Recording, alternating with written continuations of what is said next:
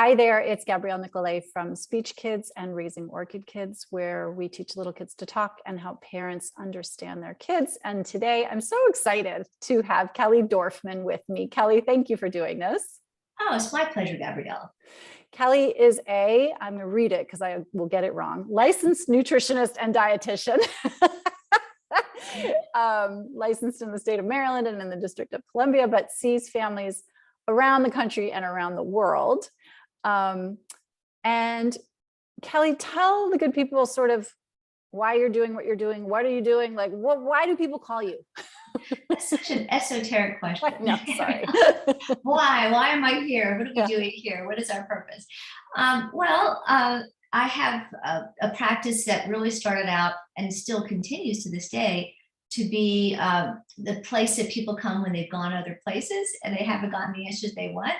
And so I always have specialized in complex medical problems. And many, many years ago, that became the new kids on the spectrum, because most people don't remember when the spectrum was an odd thing, 1 in 4,000 kids. Now it's 1 in 60 boys and like 1 in 100 kids. And so it's really changed the way we look at it. And many of us arguably say there's more kids on the spectrum with these kind of issues. But at that point, when they were first coming to me, we didn't know what to do with them, and we had to figure that out. And as a result, I ended up with a lot of kids in my practice. And an old psychiatrist who's now passed away, very world famous, his name was Stanley Greenspan, and he just sent me everybody in his practice because he thought that I knew what to do with them. So he just kept sending me people. And so I had to figure out what to do with them. And I've worked with doctors all over the place. I know Marilyn Agan, who wrote The Late Talker in New York, and we have done some work together. And yes, so this has become something that I became interested in. I started a nonprofit with 3 other people that was now taken in by another nonprofit called Epidemic Solutions, but at the time, or Epidemic Answers rather, it was called Developmental Delay Resources. And we were looking for non-toxic ways to address these emerging developmental issues that seemed to be going crazy and expanding, and there were so many kids. And so that's how I got interested in it. And then I ended up writing a book, Cure Your Child with Food, about the way you can use nutrition therapeutically. And that's what I'm really interested in. I want to help people think about how to use nutrition. Could it be nutrition? That would be the question. Could it be chemical? Could it be something I could have providence over, something I could do something about? Yeah, in that moment, before we hit record, I said, let's talk about the late talkers, because, and the reason is I have a selfish interest because number one, I love that age. Number two, I see a lot of late talkers. And, anecdotally, I can tell you, I'm seeing more late talking. I don't have a study that says that there are more kids who are later to talk in the world, although maybe there are. Probably there are. But walk us through, like, why should we think about food or nutrition as being related to brain health? Like, why? That's a great question. That's the question I wish everybody was asking. And the answer is because there's a chemistry to everything. So you lift your arm, there's a chemistry to that. You think a thought, there's a chemistry to that. You're talking to somebody, there's a chemistry to that. So there's a chemistry to speaking. And if you don't support that properly, then you can have the best therapy in the world. And that's has become a really big part of what I do, is talk to speech therapists and occupational therapists and other therapists who are working their hardest in the trenches to help. And they're running into these barriers. And the problem is very often the kids are picky eaters, or they're very restrictive, or if they have oral motor issues, because that's part of their speaking issue. They don't masticate and chew and swallow food easily. And so they're not the government. They can't run on a deficit. So if the body's budget cutting something, sometimes that's speech, because that's not part of survival really for your body. Fighting that virus, not dying of this infection or that thing, that's important. So if you have limited resources, they're going to go there. And speaking Japanese, or even speaking a first language, if you're in the United States, that's what happens. Yeah. And so we're dealing with these systems. And so this is very typical of a child who comes to my practice. They appear to be typically developing.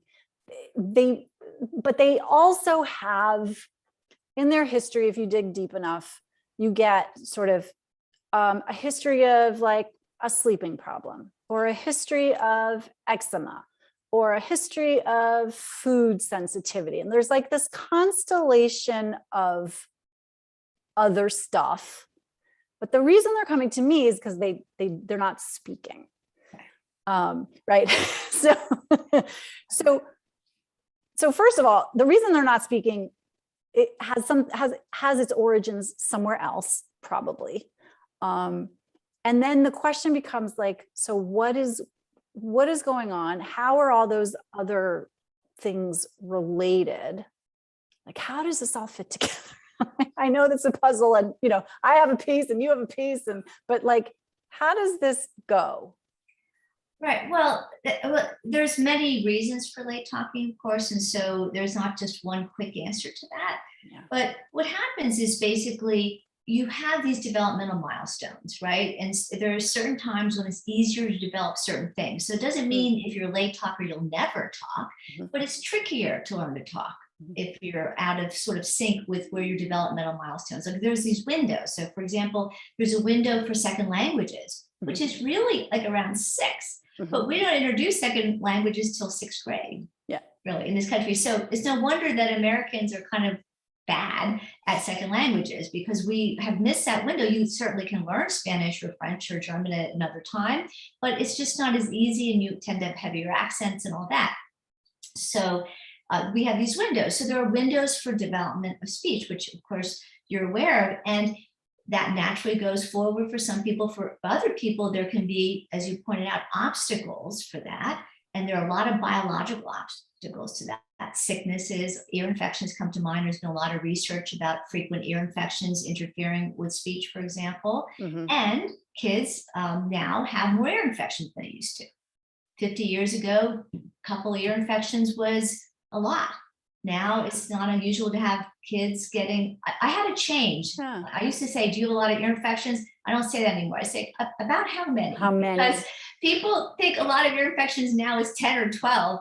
And in the old days, it would be like, 2 or 3. I mean, who knows what a lot of ear infections was, but it used to be ear infections weren't that common. You'd have one, maybe a kid would have one or 1 or 2, but now it's very common they have chronic. And between those ear infections, there can also be fluid in the ears, and so that's a biological obstacle to that. So you have things that get in the way, like illnesses and obstacles like that. And then there are foods that can create those illnesses.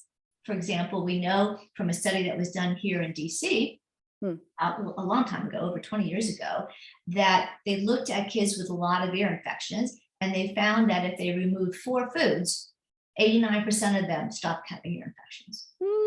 And those 4 foods were?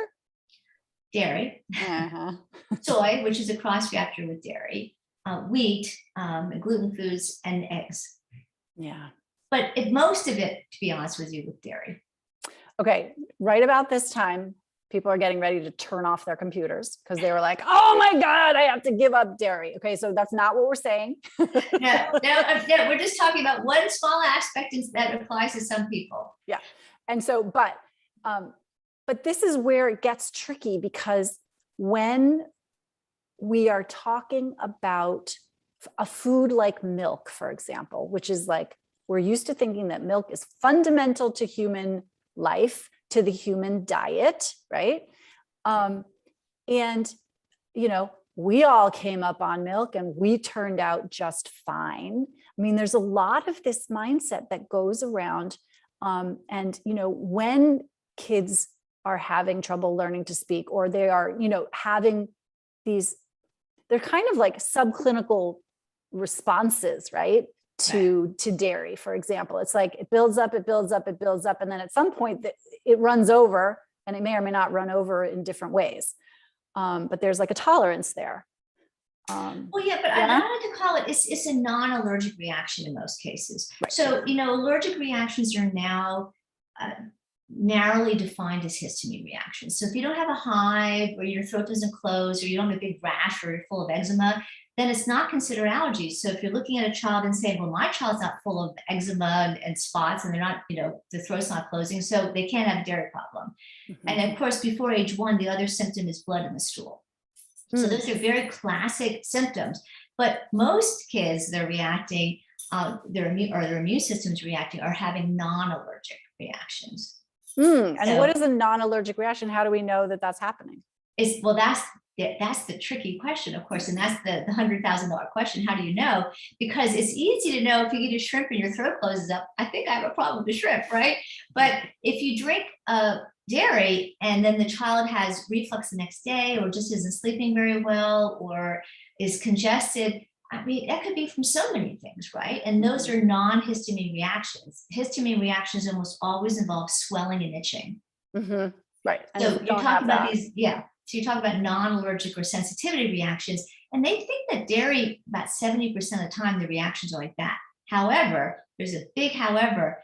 I was just shocked to see this, Gabrielle, but I found out that the number one kind of hospitalization problem for allergies is no longer peanuts. I thought it was peanuts. Mm-hmm. It's dairy. Dairy has gone way, I mean, I read this on the American dermatology, or was it allergy, one of those websites with the associations, Mm-hmm. that dairy was the number one cause of these kind of Wow. hospitalizations reactions. So we still have plenty of classic reactions, Mm-hmm. but your doctor, it will easily help you find those. Right. It's the problem is, are you having a non-allergic, as you're calling it, a subclinical, which is another great way to call this kind of reaction. Yeah. And so, okay, so let's say we have this child, they're not talking, they have maybe some other things happening. And so they've got this immune response, this response to a food in their diet, and a family comes to you. Obviously, you're not going to walk us through specifics, but like, what are the questions that you're asking? What are you looking for? And how does that work? Like, how do you make that better? Right. I'm glad you asked that, because it's a really fundamental question, is what are you looking for, really? Well, first of all, if you're looking for irritants or something that's in the way, and that's just half of what you're looking for. The other half is what's missing that could help with development. Mm-hmm. So we're kind of in the gnarly web of what could be bothering you. Well, of course, if you have a child that's 1, it's not pork loin or Brussels sprouts. It's something they're eating a lot of. If it's bothering them enough that it's interfering with speech, it's something they're having a lot of. And of course, dairy is going to be that food for the most part, whether they're still nursing and the mother is drinking milk that's coming through human milk, because cow's milk and human milk are different. Mm-hmm. They both have the protein casein, but there's a lot more casein in cow's milk, like twice as much. And it's a different type of casein. And so casein as a protein is hard to break down. And some people don't do that very well. So while it's true that mother's milk and human milk is fundamental nutrition for toddlers and babies, that is not quite so true worldwide for cow's milk. But it's similar. And so we kind of run them together. And of course, it grows people big. It's full of protein and it's full of calcium for bones. And so there's a lot of good things about it. But because of this complex casein protein, it is a complex protein, it's hard to break down. So you're looking for symptoms that the child is irritated. Is the child an unhappy child? Are they grumpy a lot? Are they up and down a lot? Okay, stop. Because so many people think that just some kids are grumpy and some kids are fretful. And while there are degrees of that, if we've got communication and eczema and stool problems and sleep problems and we're grumpy, okay, first of all, we're going to be grumpy if we have stool problems because we're uncomfortable all the damn time. They all go together. Right? They all go together. But it doesn't have to be that way. It's not, right? Fretfulness and stubbornness and unhappiness are not personality traits. They're coping strategies. I said, excellent point. Excellent point. And there's symptoms too. I mean, yes. So we have this kind of idea. Oh, I just got a grumpy, crazy baby, and that, maybe there's some truth to that. But in my experience, most of the time there's a darn good reason that baby's unhappy. Yeah. And, they're not doing a whole lot. They're kicking around, they're sleeping, they're eating. And so you're looking at the food. So you're looking for congestion, a history of reflux, a history of colic, rashes, cradle cap that lasted a long, long time. Constipation in babies is really unusual until about age 1 when they get a lot more whole food. But you shouldn't have a constipated baby at 6 months or 7 months. And I've seen them. They cry a lot after they eat. They're choking on their formula or their food. So there's a lot of symptoms that you can see like that. And then you mentioned sort of, so you're looking at what's present in the diet, and you mentioned you also look for what's missing. Right, what's missing. So if you think, again, if you're looking at it more like a late talker who's 3 or 4, then they have a more complicated diet. Yeah. And so you would look for other things like, were they talking and then they stopped? I mean, that happens a lot at 2. They seem to be beginning to talk. They're saying some words and all of a sudden they kind of back off. So that's one thing that makes you wonder, did something get added? Was there an illness? What happened then? So you're looking at all these patterns, and it sounds complicated, but I would bet you most people listening to this know. Because I'm not a genius. I just ask people, I tell parents, you live with them, what do you think? And they tell me. I mean, they just tell me that I always wondered about blah, blah, but I mentioned it to my brother-in-law or my doctor or whatever, and they said, nah. So I thought I was probably wrong. But parents are often dead on. They don't know why they're dead on. They just have a feeling, this didn't seem right. Or I had another child and they were so different. This was different, so. Yeah. But then if you jump over to what could be missing, so you want to remove obstacles to growth and development. And then you want to make sure there's enough basic nutrition and things you need for growth and development. And there are many things that are in this category, but the one that's the most significant with language is long chain fatty acids, which is something that is a fancy word for the kind of stuff you find in fish oil.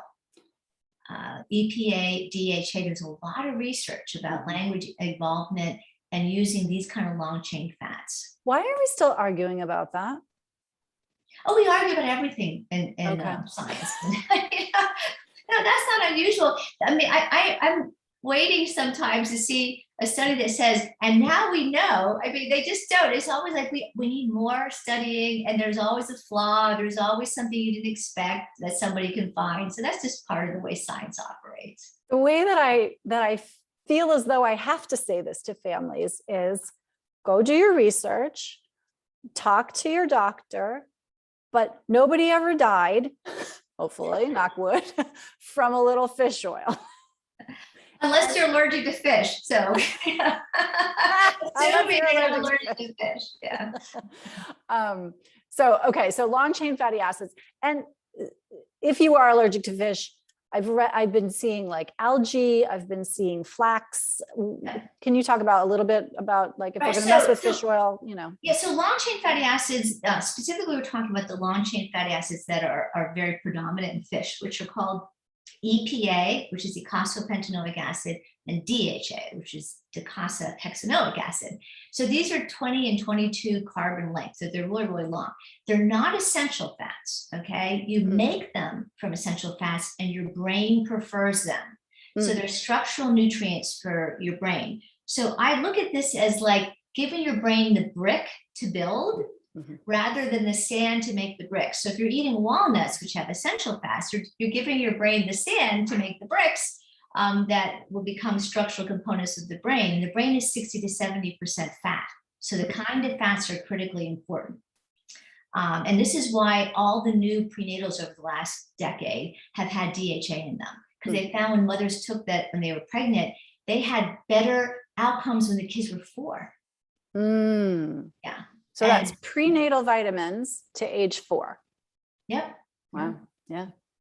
Yeah. So especially with visual spatial learning and some other things. And so, yes. So you have to convert the fats that are found in walnuts, the essential fats, to these longer chain fats, or else you eat seaweed or fish and get them directly. But a lot of people don't do that. And so they rely on getting them from the essential fats and then building them from there. But it turns out we're not very efficient at that. And it looks like kids on the spectrum And kids with ADHD and kids that have learning differences and speech involvement issues are particularly bad at this. So it's good to give them the brick already made rather than giving them the sand and hoping they build the brick. Well, so this is interesting. So this actually plays really interestingly into the whole neurodiversity concept, right? This is, some brains do this process just fine. So one brain eats walnuts, builds the brick builds the wall in the brain, the wall being the brain function, optimal brain function. Another brain takes the sand and is like, what the hell do I do with this? And leaves it in a pile and tries to make a wall out of a pile of sand.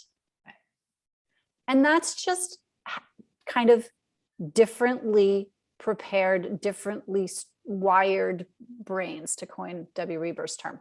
And that just kind of is, yeah. It's a wonderful description. And while some of that's just biological individuality, some of it's also further nutrition, because you need a bunch of nutrients to convert through a process called, I think it's called beta oxidation. Yeah. So you're building these long chain fatty acids, and you need nutrients, you need minerals, you need vitamins. And so if they're short in supply, then you get stuck because you're making a brick, but you don't have the mold, you don't have the other material you need. And that's what you're having. And the brick actually becomes part of the cell walls. I mean, all the cell membranes of almost every cell in your body has this bilipid layer. So it is full of the right kind of fats. And they know in animal studies where they, cut off the head and look inside the brain, and we don't need to talk about that part. They know that after 3 to 4 months of taking fish oils, that the structure of the brain is completely different. It's visibly different under the microscope. I mean, listen, I am seeing this work with a couple of my clients right now, and it's wild. I mean, to your point earlier about like, we can do great intervention, and we do great intervention, but I can get way more bang for my buck if it's a little bit like, let's just beat the dead horse of the road analogy and the bricks, but like, if my client has a wagon wheel rut through the pasture, right, the DHA is going to help build the highway that I am also building, right? So I'm getting better materials to build this highway. And really that's what we want, right? Is functional connectivity in the brain for the functions that the brain needs to engage in. And if we're going to have connectivity, we need fat. We know that the right kind of fat literally changes the way you send that signal. Yeah. So it's like having the right kind of wire that just sends a signal and makes different connections. So we're trying to build a structure so that therapy has a place to hold on to, because we know that in order for learning to happen in the brain structure has to shift to accommodate that learning. So a brain that's learned something looks different. The myelin has gotten thicker. There's more neural connections that are made. There's all this stuff that has to happen. And if that stuff doesn't happen, you keep on having the experience, but you don't learn.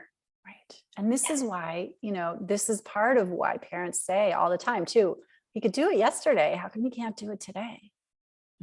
Right. And that's like memory storage, retrieval, all of those things are not happening if and then that literally is one in one ear and out the other, right? Literally. It's true. But it's so frustrating. And you can imagine how frustrated the kids are too.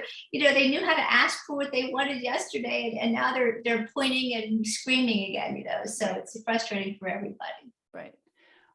When families come to, I don't know if you're going to be able to answer this question. Is there a period of time that it takes to figure out what's happening nutritionally with a child, or is there a range? Like, how does that work? Yeah, that is a complicated question because it's so individualized. Sometimes, of course, sadly, you can never figure it out because this is soft science in a way, because you know what you're looking for, but it's not like we have a blood test. Let's do a blood test and see what's going on. We can do some nutrient tests sometimes, but there's such gross tests. They're looking for such profound deficiencies that they're not really looking for somebody who might have a higher individual need.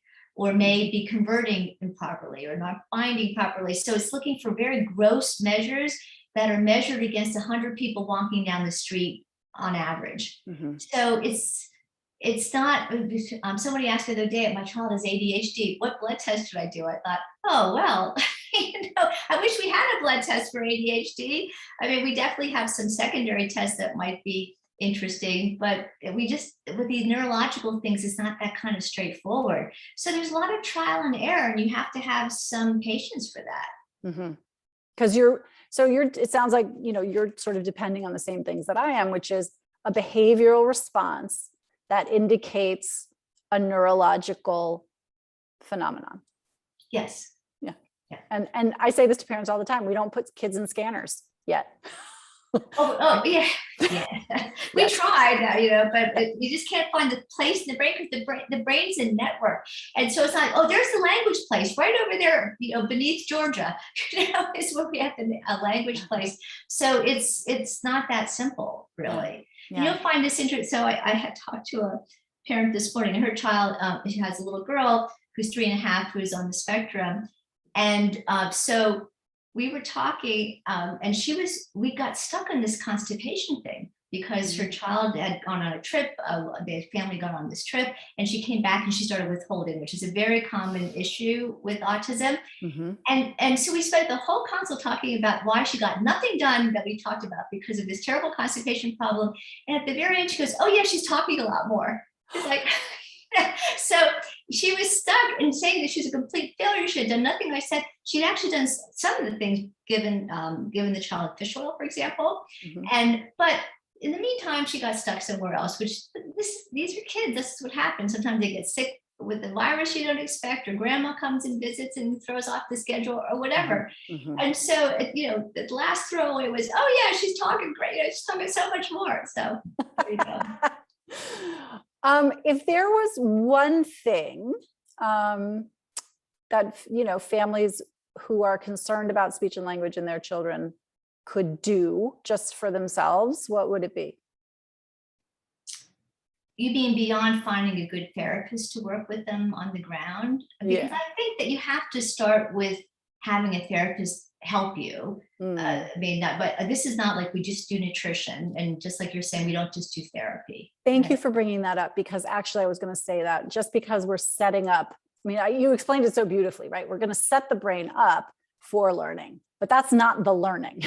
We have to do the learning too. And sometimes when it's gone a little bit longer, we have to retrain the brain how to learn. So in the case of chronic ear infections, for example, just because we clear up the fluid and now child can hear, doesn't mean that child is going to speak clearly automatically, or that child knows what to listen for, right? There's a difference between hearing and listening, or knowing how to interpret what you're hearing.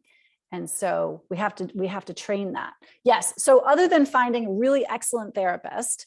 Well said. That's well said. Yeah. You have to have really both. And for some kids, quite frankly, it's 80% nutrition and 20% therapy. And for others, it's 80% therapy and 20% or 10% nutrition. So that is very individualized. So it's hard to make a general statement about it, except that they're both involved, but to different extents. I would encourage you, if you have a good therapist and you're stuck and you keep on repeating the same things, that you look at the biological aspects of this. And there is some information on my website, kellydorfman.com, there's some articles about dyspraxia. That's another word, or apraxia, that's used to describe some of these issues. And there's a whole chapter in my book. My book is called Cure Your Child with Food, and the chapter is called The Child Who Couldn't Speak in Sentences. And it's about the chemistry of language. And I try to put in there the things that work the best for the most kids in terms of getting language going. So we talked about long chain fatty acids, but there's also another really interesting nutrient called choline, which is my absolute favorite, which is very responsible for neurocomplexity and motor planning of speech. And very often I have kids start on that, and they go from single words to sentences, again, the same great therapy, going right along, and all of a sudden it just starts to click. Yeah. Ooh, fantastic. So pick up a copy of the book. check it out at kellydorfman.com, right? Yes, DORF like fire, MAN. Fantastic. We're going to put a pin in it here, although you and I could talk for 2 more hours, I'm sure. And Yes, thank you it's so fun. much.